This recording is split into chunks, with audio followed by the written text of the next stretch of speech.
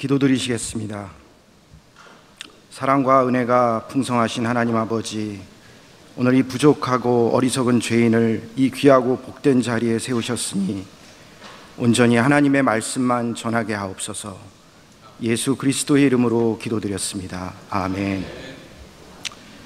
샬롬, 저는 강정구 장로입니다.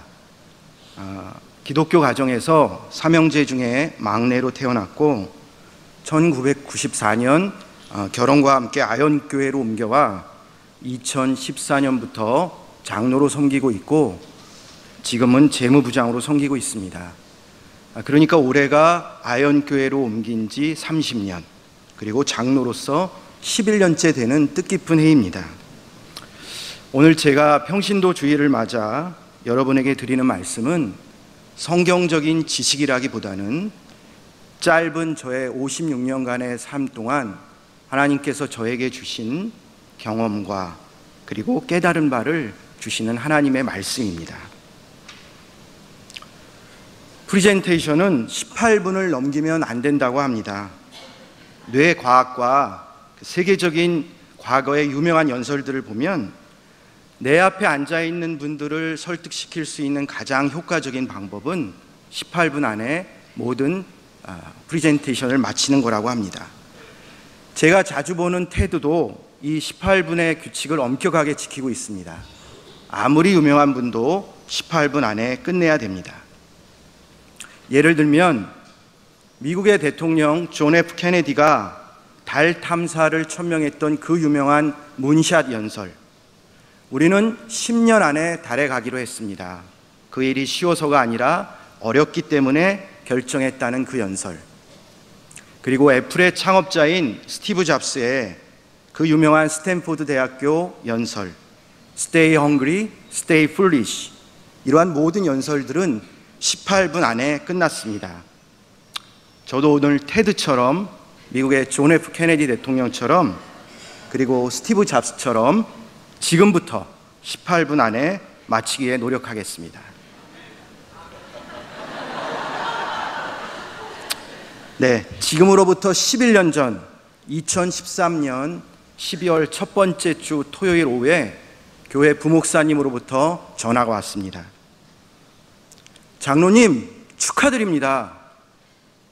저는 당시 권사였고 교회 학교를 섬기고 있었기에 웃으면서 이렇게 말씀드렸습니다. 목사님, 전화 잘못하셨어요. 저 강정구 권사입니다. 그런데 이게 무슨 일입니까?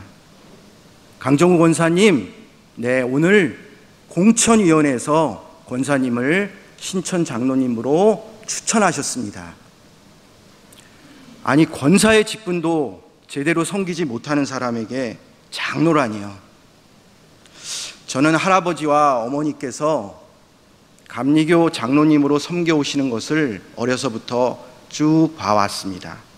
그랬기에 장로의 직분이 얼마나 어렵고 힘든지 잘 알고 있었기에 시켜주시지도 않겠지만 나는 절대로 장로는 하지 말아야지 하고 늘 생각했었습니다. 그런데 그런 사람에게 장로라니요. 하나님 앞에 기도드리며 어머니와 장로교 장로님이신 형님에게도 기도를 부탁드렸습니다. 네, 물론 아내에게도 기도를 부탁드렸지요. 모두의 조언은 하나님께 기도드리라는 것이었습니다. 그리고 하나님의 부르심에 순종하라는 조언도 강조하면서 말씀해 주셨습니다. 저는 어려서부터 하나님은 참 무서운 분이라고 생각했습니다.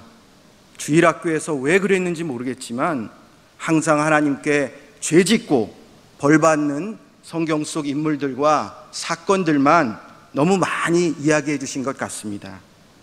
소돔과 고모라, 아나니와 삽비라 같은 그런 인물과 이야기들 말입니다. 하나님의 명령은 반드시 지켜야 하고 어길 시에는 커다란 벌을 받을 수 있다는 생각이 저의 마음속에 항상 자리 잡고 있었습니다. 저는 결국 순종하겠습니다 라고 기도드리며 장로의 직분을 감당하기 시작했습니다. 그런데 바로 그 2013년 저에게는 또 다른 이유로 잊지 못할 한 해가 되었습니다. 저는 1994년 졸업과 함께 취업을 하며 사회생활을 시작하였습니다. 그 당시 우리나라의 경제는 지금과는 비교도 안 될 정도로 발전하였기에 많은 기회가 있었고, 그보다는 특별히 많은 분들의 기도, 특별히 어머니와 아내의 헌신적인 기도로 저는 승승장구할 수 있었고, 여러 번의 이직 후에 제가 일하는 업계에서 가장 좋다는, 가장 누구나 가고 싶어하는 그 직장으로 마침내 2009년 이직하게 되었습니다. 저는 고객이 맡겨주신 자금으로 주식과 채권 투자를 하여 안정적이고 높은 수익을 목표로 하는 소위 펀드 매니저로 지난 30년간을 일해왔습니다. 1998년 IMF 금융 외환위기와 2008년 글로벌 금융위기로 제가 다니던 회사가 문을 닫을 때에도 많은 분들이 이직은커녕 정리해고당하는 그 어려운 시기에도 온전히 하나님의 은혜로 새로운 곳으로 이직하며 성장해 왔습니다. 언제나 업계 최상급의 성과를 올렸고, 특별히 2008년, 2009년에는 1조 원이 넘는 운용 자금과 함께 업계 최상위권의 성과를 올렸으니 제가 얼마나 자신감이 높았겠습니까? 그러나 그 모든 사람이 부러워하는 그 좋은 직장으로 이직한 2009년 이후로 저는 별다른 성과를 내지 못하게 됩니다.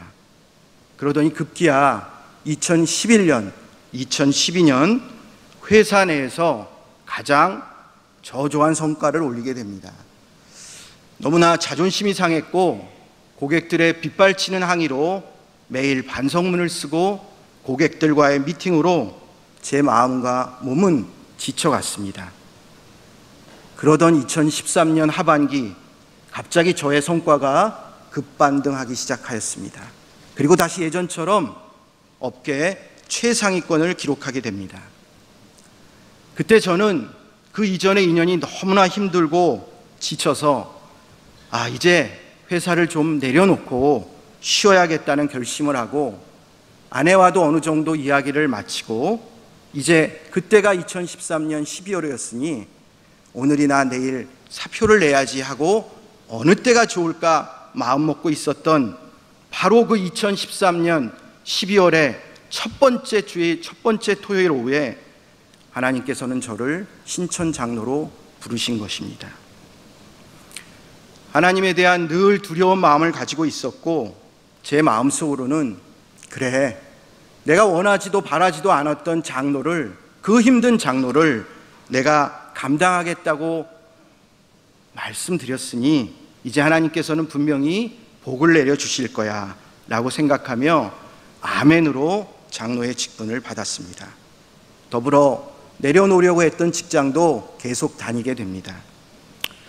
제가 생각하는 장로로서 감당해야 하는 의무와 책임을 부족하지만 다하기 위해서는 직장을 꼭 다녀야 했고요. 그러나 그보다는 저의 마음속에는 그래, 이제부터는 하나님께서 다시 복을 내려주셔서 다시 예전처럼 업계 최상위권으로 승승장구할 수 있도록 도와주실 거라는 바람도 크게 작용했던 것 같습니다. 그렇게 2014년이 시작되었고, 저는 신천 장로로서 첫 번째 해를 보내게 됩니다. 어떻게 되었을까요? 네, 안타깝게도 2013년 급격하게 회복되었던 저의 성적은 2014년 다시 악화되기 시작하였습니다. 이번에는 2011년, 12년처럼 산의 꼴찌가 아니라 지금도 도저히 믿을 수 없는 업계 내 최하위로, 전문용어로 꼴찌라고 그러죠. 꼴찌로 추락하게 됩니다. 일부러 의도적으로 고의적으로 꼴찌가 되려고 해도 참 쉽지 않은 일인데 말입니다. 하나님, 제가 원하지도 않았고 바라지도 않았던, 그리고 정말 인간적으로 하고 싶지 않았던 장로의 직분까지도 하나님께 충성을 다하기 위해 감당했는데, 장로 취임 2번째, 3번째, 5번째에도 아니고 어떻게 바로 그 첫 번째 해 회사 내 꼴찌도 아니고 업계 내 꼴찌로 저를 이렇게 내려가게 하십니까? 나를 향한 하나님의 계획은 무엇입니까? 2014년 하반기 저는 마침내 제가 그렇게 자랑스럽게 여기고 영광스럽게 명예롭게 여기던 펀드 매니저의 역할을 내려놓고 후선 부서인 리서치 쪽으로 이동하게 됩니다. 저에게는 최전선의 전투에서 모든 사람의 지원과 관심을 받던, 그래서 적군과 싸우던 장군의 위치에서 후선 부대 보급을 책임지는 관리자로 이동, 아니 좌천되는 듯한 마음이었습니다. 과연 하나님의 뜻과 계획은 무엇이었을까요? 이에 대한 저의 간증은 오늘 말씀 마지막 부분에서 다시 말씀드리겠습니다. 사랑하는 성도 여러분, 여러분 각자 한 분 한 분을 향한 하나님의 크고 은밀하신 계획을 얼마나 알고 계십니까? 그리고 그 크고 은밀하신 계획에 대해 얼마나 확신하고 계십니까?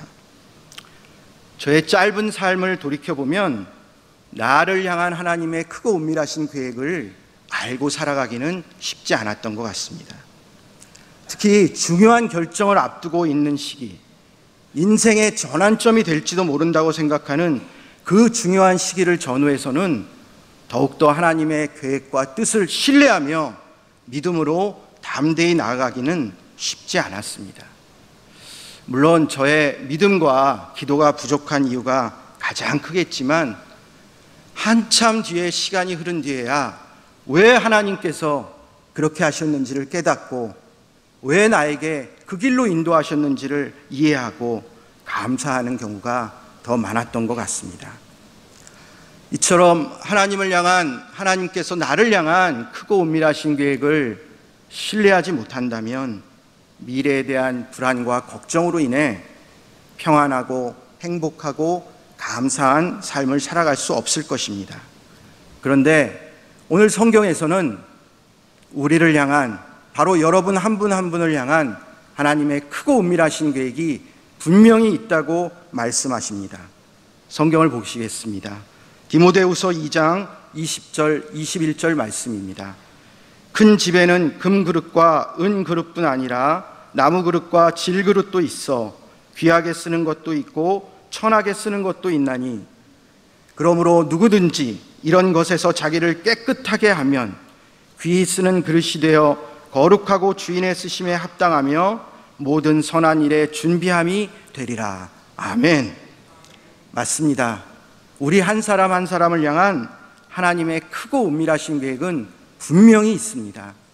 비록 어떤 이에게는 모든 분들이 원하는 금그릇과 은그릇의 삶이 되겠고, 또 어떤 분에게는 많은 분들이 관심을 두지 않지만 꼭 필요한 나무그릇과 질그릇의 삶이 되겠지만요. 그렇다면 나를 향한 하나님의 크고 은밀하신 계획을 어떻게 신뢰하고 믿음으로 담대하게 나아갈 수 있을까요? 이에 대한 해답도 성경 말씀에 있다고 저는 생각합니다. 바로 오늘의 본문 말씀입니다. 데살로니가전서 5장 16절에서 18절 말씀. 항상 기뻐하라, 쉬지 말고 기도하라, 범사에 감사하라. 이것이 그리스도 예수 안에서 너희를 향하신 하나님의 뜻이니라. 아멘. 항상 기뻐하라, 이것이 하나님의 뜻이니라. 이 얼마나 가슴 벅찬 축복의 말씀입니까? 내가 기뻐하고 좋아하는 일을 하나님도 기뻐하고 좋아하신다는 이 축복의 말씀. 하나님은 우리에게 언제나 가장 좋은 것을 주시기를 원하신다는 이 말씀. 하나님은 나를 사용하시는데 그때 하나님은 항상 기뻐하시고 나도 기뻐할 수밖에 없다는 이 말씀. 나를 향한 하나님의 크고 은밀하신 계획은 하나님의 영광을 높여드릴 뿐만 아니라 나에게도 큰 기쁨이 된다는 이 축복의 말씀. 그런데 여러분, 한 가지 마음에 걸리는 것이 있지 않으십니까? 바로 항상이라는 단어입니다. 우리는 때때로 기뻐할 수 있습니다. 재물의 축복을 받거나 때로는 힘있고 권력 있는 높은 자리에 올라가면 기뻐할 수 있습니다. 그런데 어떻게 항상 기뻐할 수 있을까요? 여러분도 여러분의 인생에서 경험하셨다시피 물질의 축복이나 높은 권력의 자리, 즉 세상의 기준으로는 항상 기뻐할 수 없습니다. 잠시 잠깐 기뻐할 수 있는 거죠. 물질이 생기고 권력에 올라가면 이내 남과 비교하여 불평과 불만이 생기고 결국에는 탐욕에 빠지기 때문입니다. 그러면 어떻게 항상 기뻐할 수 있을까요? 이에 대한 해답도 저는 오늘 주신 말씀에서 찾았습니다. 바로 18절 말씀, 그리스도 예수 안에서. 아멘. 그렇습니다.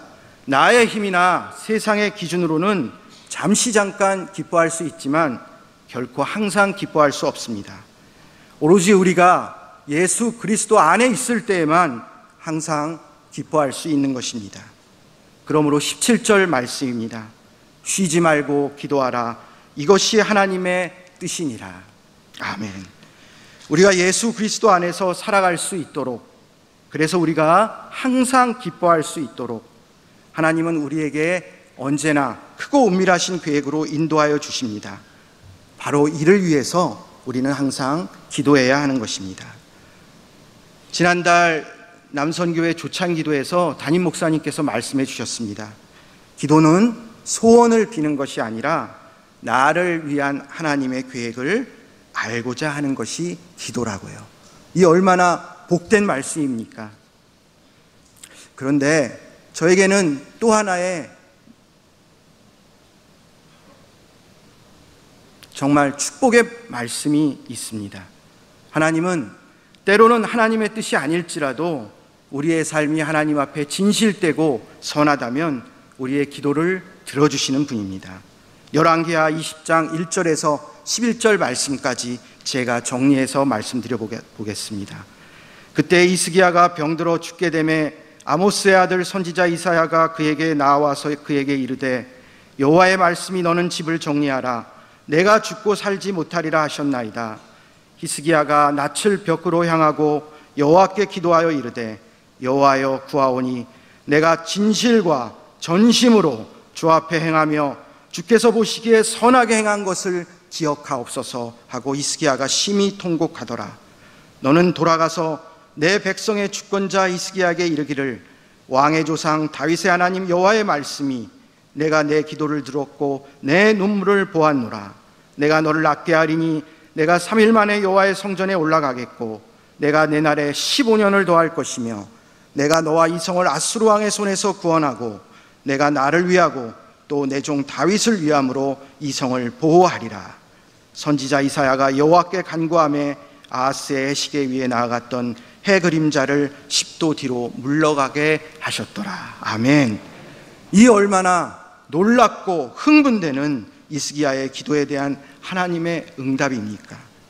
하나님이 주신 자신의 수명을 15년이나 연장하고 그 징표로 해시계를 10도 뒤로 물러나게 함으로 시간을 거꾸로 돌려 보내는 징표를 하나님으로부터 받은 이 히스기야의 기도.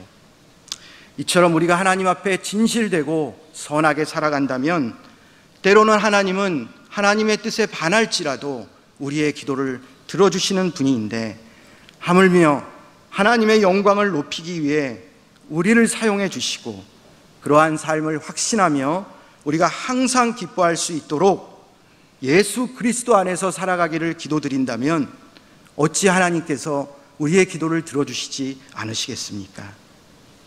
범사에 감사하라. 이것이 하나님의 뜻이니라. 아멘.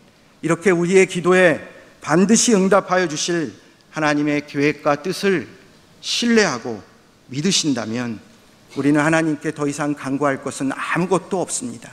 오직 감사의 기도만 드리면 되는 것입니다.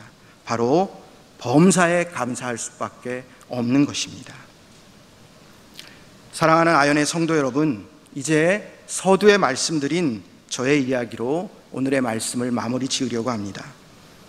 장로 취임 첫 해에 성과 부진으로 운용부서에서 리서치 부서로 이동한 저는 회사가 여러 가지 사정으로 인해서 미국 본사로 다시 철수하는 2021년 말까지 남은 8년 동안 주식운용 부서로서는 마지막 1인으로 최후까지 남아 8년간 홀로 근무하게 됩니다.